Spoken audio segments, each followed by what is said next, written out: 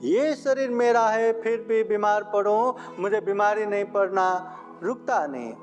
मुझे बुरा नहीं होना, हाँ मुझे एकदम अच्छा ही बनना, होता नहीं। मुझे मरना नहीं, रुकता नहीं। हाँ, ये शरीर जैसा चाहते वैसा नहीं होता।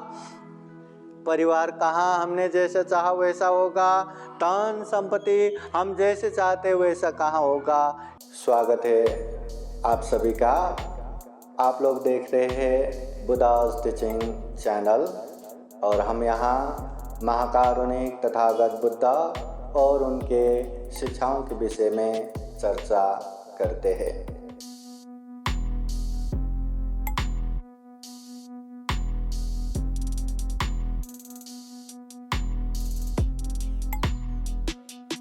पुत्तामत्ते धनमत्ते इति बालो विहन्यते अत्तायि अत्तनो नत्ते कुतो पुत्ता कुतो धनं।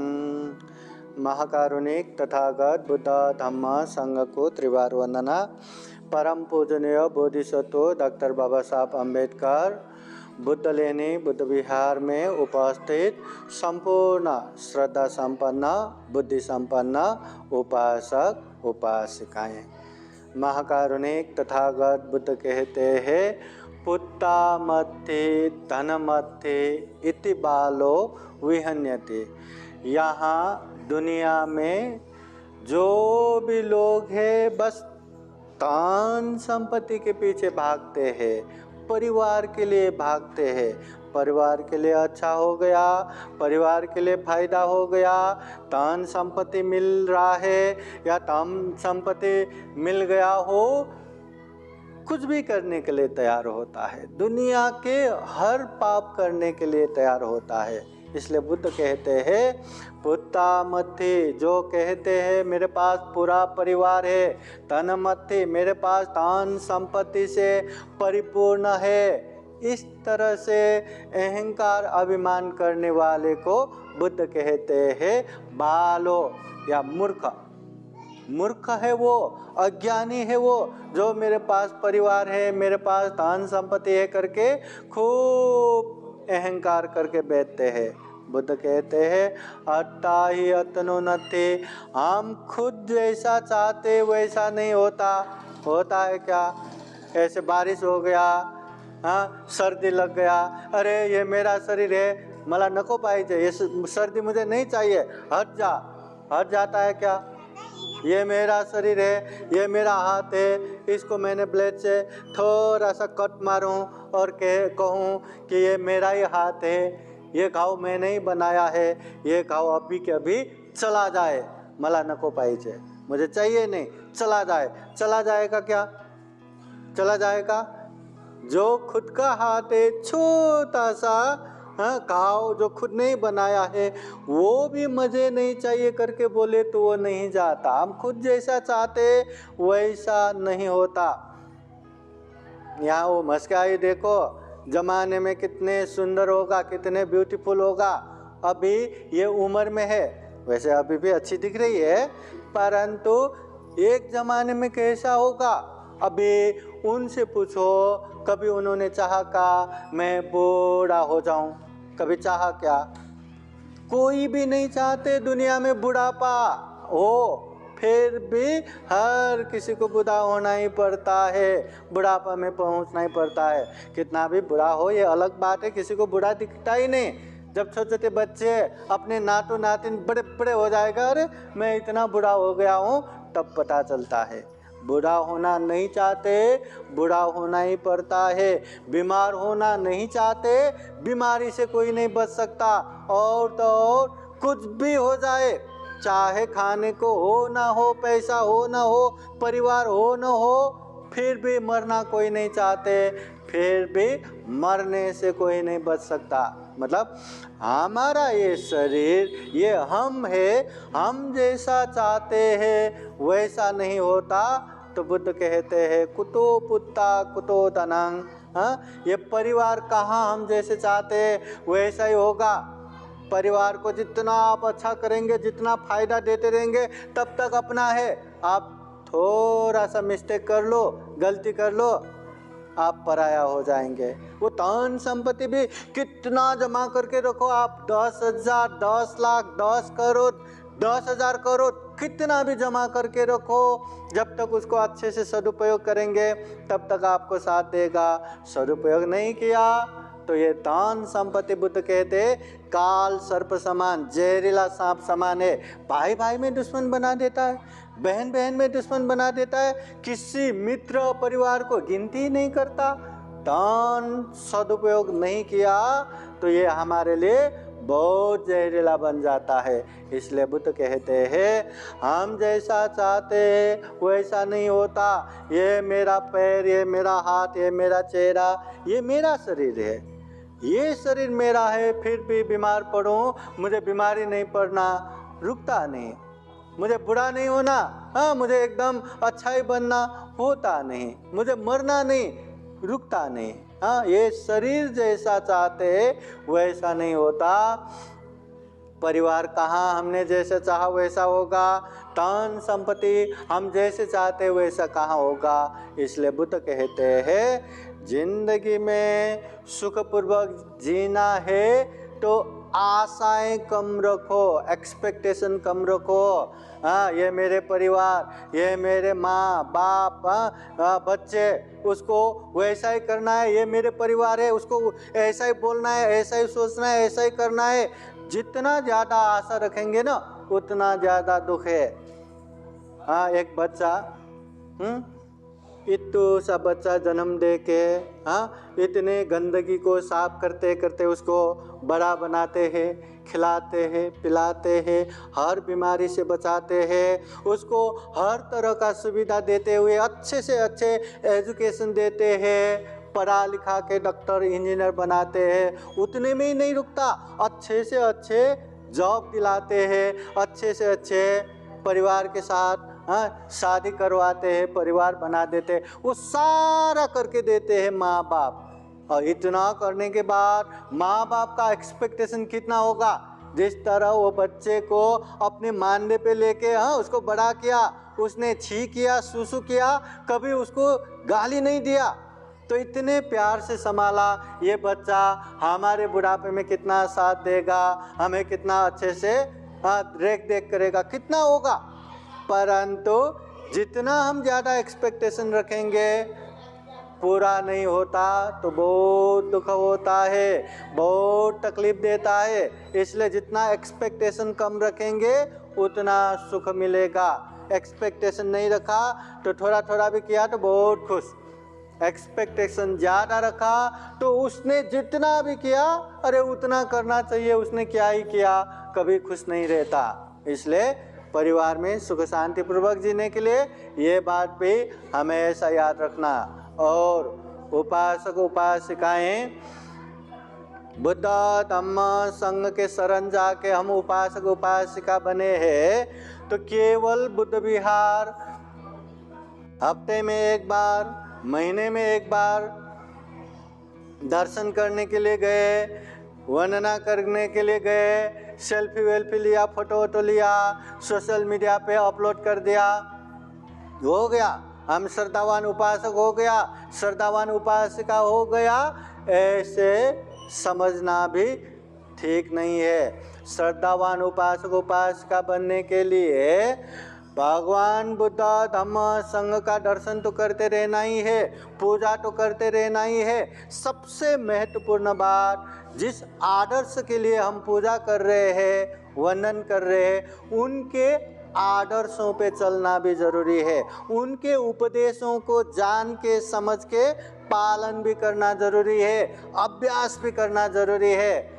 बुद्ध के शरण गए और हमने बुद्ध के धम्म को जाना ही नहीं, समझा ही नहीं, पालन ही नहीं किया तो हम बौद्ध बने या ना बने हमारे लिए कोई लाभ नहीं होगा। इसलिए हम पूजा करो, भक्ति भाव दिखाओ, परंतु उसके साथ साथ आचरण व्यवहार भी पालन करो। कोई बच्चा एक क्लास में पढ़े, खूब मेहनत करे, खूब पढ़े, साल भर एक दिन भी छुट्टी न लेते हुए वो स्कूल जाके सारा का सारा पढ़े, परंतु वो बच्चा एग्ज़ाम नहीं देता, वो बच्चा कुछ लिख के नहीं देता, कुछ भी परीक्षा नहीं देते, तो एक क्लास से पास होगा क्या? वो जिंदगी भर भी मेहनत करते रहो, वो एक क्लास ही रहेगा। वैसे ही हम भी जिंदगी भर बुद्ध विहार जाते रहो, बुद्ध का दर्शन लेते रहो, बुद्ध का वंदना करते रहो, सारे चीज करते रहो, परंतु व्यवहार में पालन नहीं करेंगे, बुद्ध के धम्म को अभ्यास नहीं करेंगे, न दान का अभ्यास करेंगे, न शील का अभ्यास करेंगे, न ध्यान साधना का अभ्यास करेंगे, कुछ भी नहीं करेंगे, सिर्फ जान के ही बैठेंगे, समझ के ही बैठेंगे, तो वो भी कभी आगे नहीं बढ़ पाएंगे, हमेशा एक क्लास ही रहेंगे। आप बुद्ध धम्म स्वीकार करके बौद्ध बन के 1 महीना हो जाए, 1 साल हो जाए, 10 साल हो जाए या 100 साल का हो जाए, आप हमेशा वहीं के वहीं रह जाएंगे, कुछ फायदा नहीं है।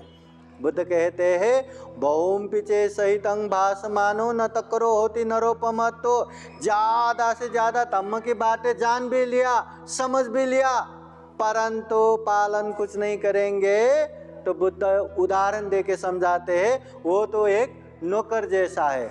ऐसा नौकर जो अपने मालिक का गाय भैंस चराने के लिए पहाड़ों में, कंदराओं में, जंगलों में कहाँ जाएंगे, मेहनत करेंगे, परिश्रम लेंगे, परंतु जब गाय भैंस का दूध पीने की बारी आए तो कौन पीता है? मालिक पी जाता है, नौकर को मिलता नहीं है। बस हम भी धम्म की बातें मला ये पण येते, ते पण येते, सर्व येते, सब आता है करके बैठेंगे, पर पालन नहीं करेंगे, तो वही नौकर जैसी हालत है। तो बुद्ध कहते हैं अपम पिछे सहितं भासमानो धम्मस्य होते अनुधम्मचारी, थोड़ा ही क्यों न हो धम्म की बातें जानो, समझो, अच्छे से जांच लो, परीक्षण करो और उसको पालन करो। पालन करेंगे तो सही मायने में वो धार्मिक कहलाएंगे, पालन करेंगे तो सही मायने में उसके जीवन में सुख शांति होगा। हाँ, तो थोड़ा ही क्यों न हो धम्म की बातें जानना है, समझना है, पालन करना है, उसके जीवन में ही सुख शांति होगा। एक बार तथागत बुद्ध के पास एक उपासक आते हैं और पूछते हैं भगवान आप इतना अच्छा उपदेश देते हैं, दुख से दुख मुक्ति तक का उपदेश देते हैं, और सुनने वाले भी खूब श्रद्धा पूर्वक खूब अच्छे से सुनते हैं, ऐसा लगता है कि सभी के सभी दुख मुक्त हो गए होंगे, सभी के सभी निर्वाण प्राप्त हो गए होंगे। तो उस समय तथागत बुद्ध कहते हैं उपासक जो भी धम्म देशना सुनने आने वाले हैं सभी के सभी दुख मुक्त नहीं होते, सभी के सभी निर्वाण प्राप्त नहीं करते। तो उपासक कहते आश्चर्य भगवान, धम्म देशना देने वाले आप जैसे स्वयं तथागत बुद्ध हो और धम्म देशना सुनने वाले भी इतने श्रद्धा पूर्वक ध्यान पूर्वक सुन रहे, फिर भी दुख मुक्त नहीं होते, ये कैसे संभव है? तो बुद्ध अनेक उदाहरण दे के समझाते हैं। हाँ, जिस तरह हमें कहीं जाना हो, बुद्ध गया जाना हो और बुद्ध गया का रास्ता भी पता हो, कहाँ से कैसे जाना है सब पता हो, फिर भी हम बुद्ध गया की तरफ नहीं जाएंगे, नहीं बढ़ेंगे, केवल रास्ता ही मालूम करके बैठेंगे, तो कुछ हमारा कल्याण होने वाला नहीं है। तो उसी तरह बुद्ध कहते धम्म देशना केवल सुनते रहेंगे, धम्म देशना केवल जानते रहेंगे, परंतु पालन नहीं करेंगे, तो वो लोग दुख मुक्त नहीं हो सकते, दुख मुक्त नहीं बन सकते। हाँ, अगर दुख मुक्त होना है तो धम्म को अच्छे से सुनना है, उसको समझना है, उसको परीक्षण करना है, उससे पालन भी करना है, तब जाके दुख मुक्त हो सकता है। हाँ, तो केवल धम्म देशना सुनने मात्र से कोई भी दुख मुक्ता नहीं होते, ये तथागत बुद्ध कहते हैं। इसलिए उपासक उपासिकाएं, ये पहला मार्ग है तम देशना सुनना। तम देशना सुनने से बुद्ध का ज्ञान मिलेगा। तम देशना सुनने से बुद्ध धम्म संघ के प्रति श्रद्धा उत्पन्न होगा। तम देशना सुनने से अनेक अनेक बातें हमें पता चलेगा। इसलिए तम देशना सुनना पुण्य भी है, तम देशना सुनना उत्तम मंगल भी है। परंतु तम देशना सुनने से ही हम सही मायने में उपासक बन गया, उपासिका बन गया, अच्छा बौद्ध बन गया, इतने में ही रुक के बैठना ठीक नहीं है। हाँ, तम को जानना है, समझना है और पालन करना है। पालन करेंगे तो ही हमारा कल्याण है। हाँ, ये बात हमेशा याद रखना। पालन नहीं करेंगे तो हमेशा एक क्लास के एक क्लास ही रहेंगे, आगे कभी नहीं बढ़ पाएंगे। धम्म की बातें जानेंगे, समझेंगे, पालन नहीं करेंगे तो हम 1 साल 100 साल कितना भी धम्म जानते रहो पर वहीं के वहीं रह जाएंगे। इसलिए धम्म को पालन करना बहुत जरूरी है। हाँ, तो जो धम्म देशना सुनने के लिए बैठे हैं, सभी उपासक उपासिकाएं, सबके जीवन में बुद्ध का आशीर्वाद रहे, धम्म का आशीर्वाद रहे, संघ का आशीर्वाद रहे। जीवन में ढेर सारा पुण्य धम्म करते हुए यह दुर्लभ जीवन, यह अमूल्य जीवन, प्राणी जगत में सर्वश्रेष्ठ मनुष्य जीवन को सफल बनाए, सार्थक बनाए, ऐसी कामना करते हुए बुद्धवाणी पाली गाथा द्वारा आशीर्वाद देते हैं। सभी जन आशीर्वाद ग्रहण करने के लिए हाथ जोड़िए और बोलिए साधु साधु साधु। सभी देयो विभाजन्तु सर्वरोगो विनाशतु माते भवतु अन्तरायो सुखी दीर्घायुको भव।